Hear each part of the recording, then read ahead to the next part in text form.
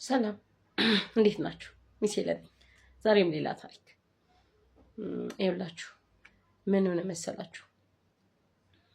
አንድ ልጅ በጣም ለረጅም ጊዜ ለወራት ወይም ለግማሽ ዓመት ያህል በተኛበት ይባንን ነበር እና እናቱ መታ በጣም በጠይቀው ምንድነው የሚያስፈራራህ? ማን ያስፈራራህ? ማን ምንድነው ለሊት እየደነገጥክ እናቴ የምትለው ምን ሆነክ ነው ብላ 1000 ጊዜ ብትጠይቀው በስጦታ ብታባብለው ምን ብትለው ሊነግራት አልቻለም። እና መጣችና ከማሚ ጋር ከእናቱ ጋር ክሎዝ ነበርና በደንብ ነው የምንግባባው።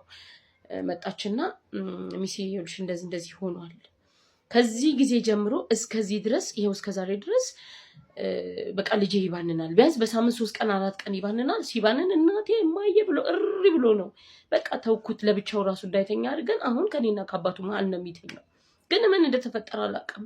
ምንድነው የሚያስጨንቅ? በህልም ምንድነው የምታየው ብዬ 1000 ጊዜ ነው የጠየቁት። እና ምን እንደሚያባንነው ሊነግረኝ አልፈለገም። ግን የሆነ ነገር አለ ያስጨንቀዋል።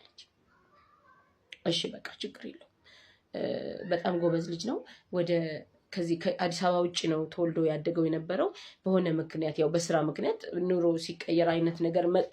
ልጁ 2 ቋንቋ ነው የሚናገረው። ግን በጣም ጎበዝ አካዳሚክ ፐርፌክት የሆነ ልጅ ነበርና በደንብ እናወራለን። ከኔ ጋር ኮሙኒኬት ማድረግ ይችላል። እሺ እኔ እጠይቀዋለሁ። በቃ ብቻ ግን የተወሰነ ቀን ስጪኝ ምናምን አልኳትና ከዛ ምን አልኳት ደውዬ እሱን እንዲ ከአንዳንድ ለሷ ያን ያህል ለመንገር እምቢ ካለ ከአንዳንድ ብጠይቀው እንደማይነግረኝ ስለማቅ ኮሙኒኬሽን ላይ ጻፊልኝ ባኑ ነው እየባነን አስቸግሮኛል እና ምን እንደሆነ ባባን ጠይቅልኝ ብለሽ እሱ እያየ ኮሙኒኬሽን ላይ ጽፈሽ ላኪልኝ አልኳት።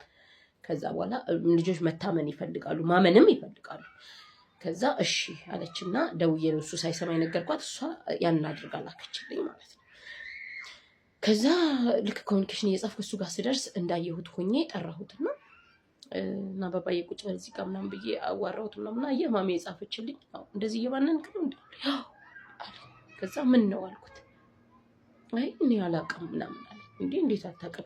እኔ ለምሳሌ በህልሜ ስባንን ወይ ውሻ ሲያባረረኝ ነው ማየው፣ ወይ ደግሞ ባባን የሆነ ሰው ሲመታው ነው ማየው ምናምን ሰምቲንግ ብቻ ለሱ ሊያስቀው እንደ ባህሪው ሊያስቀው የሚችሉ ነገሮችን በሙሉ ቀለድኩለት ማለት ነው። ከዛ ስቀልድ አንቺ ውሻ ትፈሪያለሽ ምናምን ተቀላለድንና ስቀን እዚህ ወደ ነጥብ የተመለስኩና አንተ ምን ነበር ምንድነው በህልም ተደጋጋሚ የምታየው? እነግርሻለሁ ግን ለማሚ አትነግሪያትም፣ ማሚም አባቢም መስማት የለባቸው ማለት።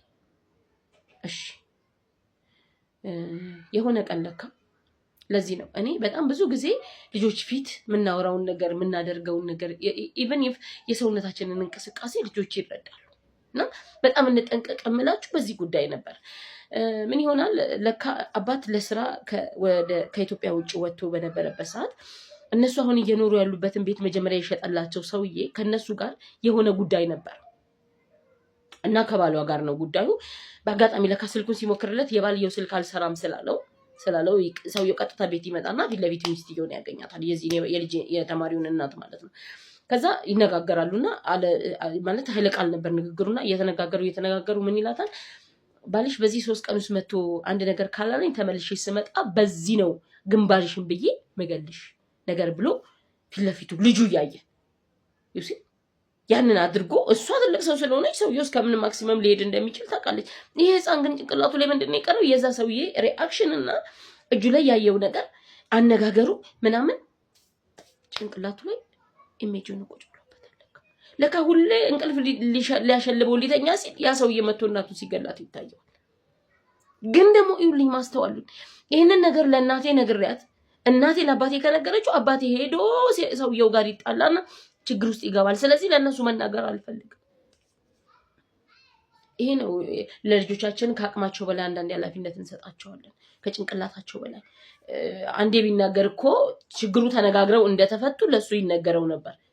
ከዛ በኋላ እኮ ይሄ ወራት የፈጀ ጉዳይ ባባዬን ልጄን እንደዛ ሲያስጨንቀው የነበረ ሲያባነነው የነበረ ጉዳይ ግን 1 ወር አልሞላም። ያንን ሰውየው እንደዛ አድርጎ ሄዶ አባቱ ከውጭ ሀገር ሲመጣ ሄዶ ከሰውየው ጋር ተነጋግሮ ጉዳያቸውን ፈተዋል እኮ። ግን መፍታታቸው አይደለም የሱ ታርጌት። እቺን ወርድ ባይወርድ እንደዚህ ያለው እኮ በዚህ ምክንያት ነበር፣ ግን ይሄ እንደዚህ ሆኖ ተቀርፏል ብለው ቁጭ ብለው አላወሩለትም። ደግሞ እነሱም እንዴት አላወሩለትም ብለን እንዳንፈርድባቸው እሱን ይሄ ጉዳይ እንዳስጨነቀው እነሱ በምን ያውቃሉ? ህፃን ነው። የዛን ቀን ለመግባባት ተፈጥሮ ነበር። ሰውየው ሄዷል። ኢቭን ኢፍ ሴትዮዋ ይህን ያህል ራሱ ጭንቅላቱ ላይ ኮፒ አድርጎ መያዙን አታስተውል። ስለዚህ ነው እኔ ሁልጊዜም እኔ በቃ ማለት እንደዚህ ኢቭን እንደዚህ ኦፕን ሃውስ የሚመጡ ወላጆችን ራሱ ሳናገር ምንድነው የምለው፣ አንዳንድ የተሰማኝ ነገር ካለ በልጆቻችሁ ፊት አታውሩ፣ በልጆቻችሁ ፊት አትጨቃጨቁ። ለምሳሌ ልጆች ስለ ፖለቲካ አያውቁ። በነገራችን ላይ ልጆች ስለ ጥላቻ አያውቁ። ልጆች እናት ስለ አባት ስለ እናት ሲናገሩ እነሱ ጭንቅላት ውስጥ የሚገባው በጣም ትልቅ ኤግዛጀሬት የሆነ ትልቅ ችግር ሆነ ነው።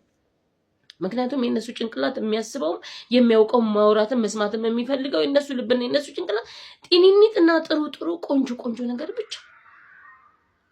ስለዚህ ፕሊስ በተቻለ መጠን ሁላችንም ኃላፊነት አለብን።